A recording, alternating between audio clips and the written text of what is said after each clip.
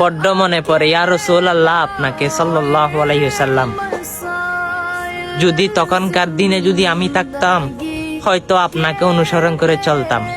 আপনার কথাগুলো যেগুলো বলতেন, সেগুলো আমি ইঞ্চি ইঞ্চি পরিমাণ আপনার সঙ্গে করতাম। আপনি যখন উজুতে যাইতেন, আপনার তুতু মুবারকের অপেক্ষায় থাকতাম, আপনার তুবু মুবারক নিয়ে গায়ে মাখবো বলে। ইয়া রাসূলুল্লাহ, যদি যুদ্ধের ময়দানে থাকতাম, উহুদের ময়দানের মতো, হানজালার মতো আমি আপনি রসুলের জন্য জীবন দিতাম।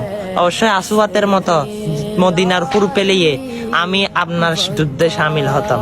হয়তো আইয়ুব আনসারীর মতো এত ভালোবাসা আমি আপনাকে দিতাম। ইয়া রাসূলুল্লাহ, জানি না এই দুনিয়ায় আপনাকে দেখবো কিনা, কিন্তু হাসরের ময়দানে ইয়া রাসূলুল্লাহ দয়া করে আপনার আশিকদের আপনি দিদার দিয়েন। ইয়া রাসূলুল্লাহ, আপনার দিদারের অপেক্ষায় থাকবো। ইয়া রাসূলুল্লাহ সাল্লাল্লাহু আলাইহি ওয়াসাল্লাম, আপনি দিদার না দিলে জানি না আমরা কই যাব।